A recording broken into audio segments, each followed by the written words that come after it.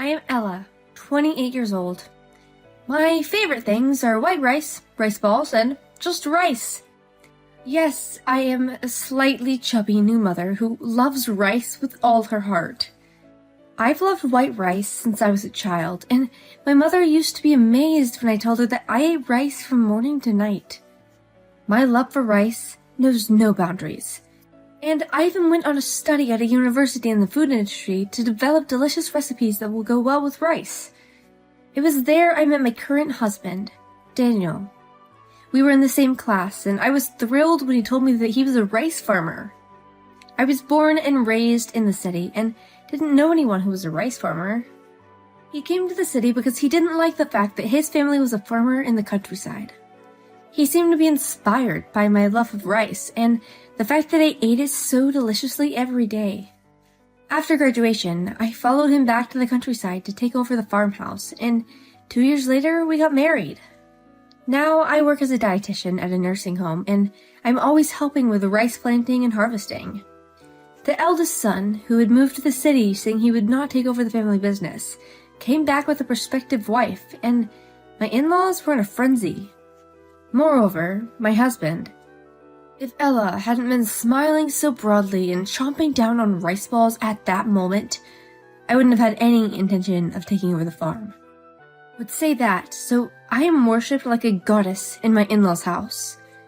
My in-laws are gentle people to begin with, so when they decided to build a house on their property, I had no resistance. I get to eat delicious rice from a rice-producing region every day.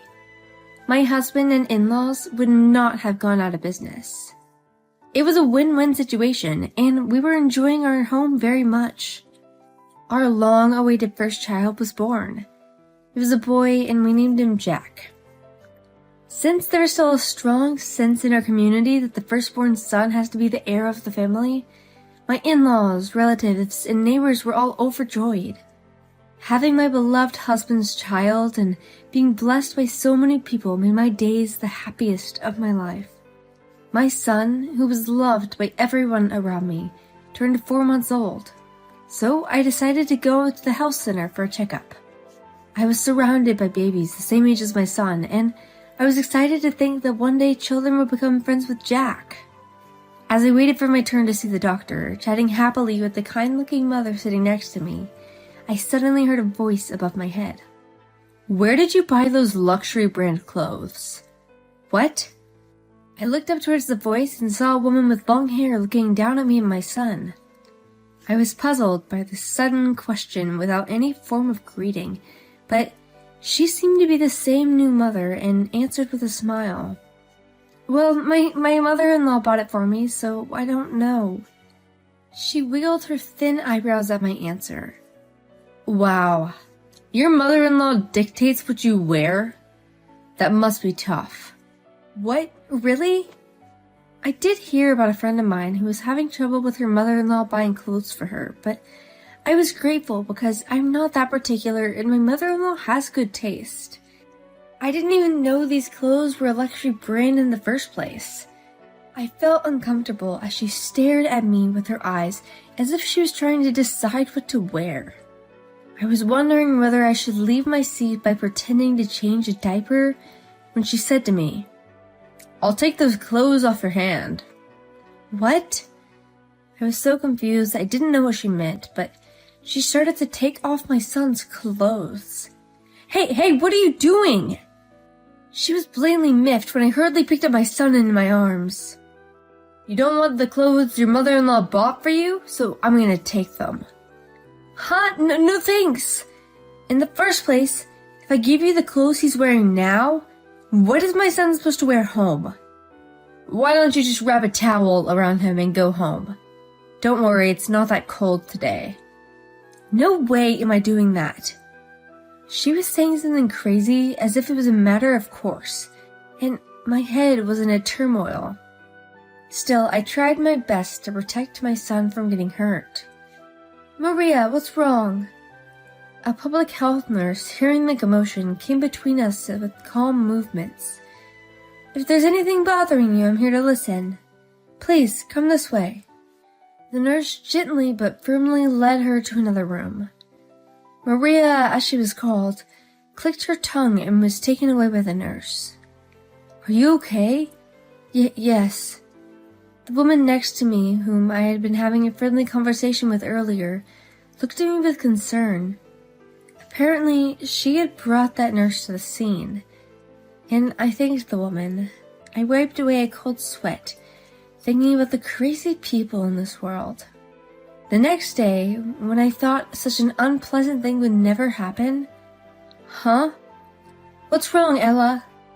As I was about to take in the laundry I had it hung out to dry in the evening, I'd noticed something odd. One of Jack's clothes was missing. The clothes of my son who had come for his checkup yesterday, I couldn't find that one of his clothing items, let alone the hanger. Oh no, maybe the wind blew it away. I'm sorry, but you bought it for my son, too. My mother-in-law soothed me with a smile, and I was feeling down. It's okay. I have another chance to buy clothes for my grandson. Just kidding. I couldn't help but smile at my mother-in-law's playful and kind attitude, even though I'd been feeling down. I know, let's go shopping tomorrow. Let me know what you like. Okay. Thanks to my mother-in-law's concern, the case of my son's missing clothes was supposed to be resolved peacefully. However, 5 days later, my son's clothes went missing again. As it was a slightly expensive item my mother-in-law had recently bought for him, even my mother-in-law was suspicious, looking around the yard. Still, we couldn't make a big deal out of the loss of 2 pieces of clothing, so we did nothing about it. 3 days later, after lunch, while dealing with a delivery service, we suddenly looked around the entrance and realized what had happened. The day before, we had been caught in a rainstorm while taking a walk and we could not find our stroller, which was supposed to be drying out on the porch. Miss Julia, do you know what happened to the stroller? What? No, I don't. That's weird. The stroller was also a gift from my mother-in-law. Moreover, it was a sturdy and stable foreign brand so that my son could go out with peace of mind. I felt my heart race, and that's when I decided. I was convinced that both the baby clothes and the stroller had been stolen. Whoever it was had stolen my precious son's things. I was boiling with anger. I'm reporting this to the police. As I was taking out my phone, my mother-in-law stopped me. Calling the police over a missing stroller is crazy. But the stroller and the clothes are precious things that you bought for my son. I knew what she did. My mother-in-law used the computer, which she's not good at using, to gather information when buying baby items. I know that she was truly happy about the birth of my son, and that she took good care of my body and gave me good things. I will never forgive anyone who tramples on my mother-in-law's goodwill. Ella! My mother-in-law stared at me and sighed, troubled and happy. All right, but don't contact the police. But, as if to calm me down, she says, a missing stroller won't get the police to make a move. I'll find the culprit more efficiently. You go take a nap with Jack. After saying this, my mother-in-law picked up her address book and began making phone calls. Listening to the leaked conversation, I couldn't help but be impressed by my mother-in-law's acting ability and skillful speech. Surely, in the countryside, we might not be able to find the culprit this way. As I predicted, the culprit was easily found 3 days later. My mother-in-law thought it was someone who lived nearby, judging by the manner of theft. So my mother-in-law's only action was to make tearful phone calls to the wives in the neighborhood to complain about the damage that was caused. With that, the wives all worked together to gather information. The neighborhood's high opinion of me as a wife who came to the city and did not mind taking care of the rice paddies led me to a powerful response. Well, maybe they're just amused onlookers, but my mother-in-law made a lot of phone calls. By the end of the day, the information had spread throughout the entire neighborhood association, and one of the wives gave me a valuable eyewitness report that she had seen a similar stroller in a neighboring town.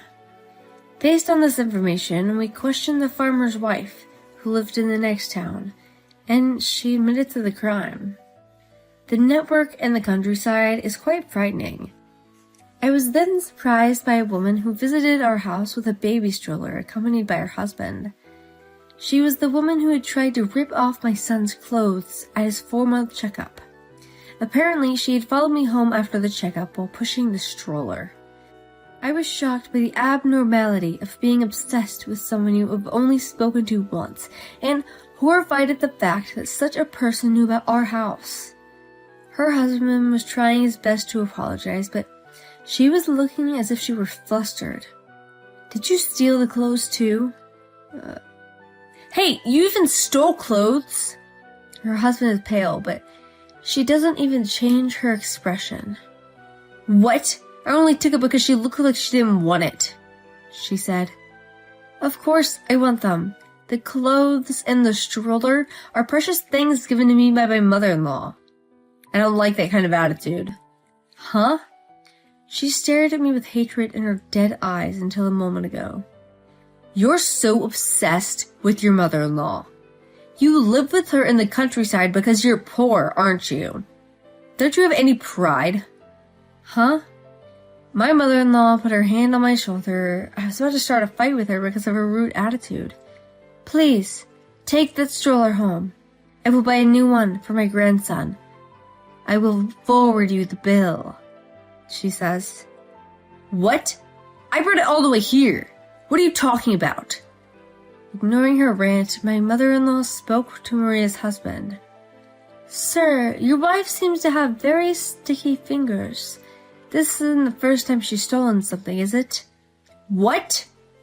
The blood quickly drained from her husband's face. I heard all about it. I heard you guys were living in this city, but you suddenly moved here as if you were running away.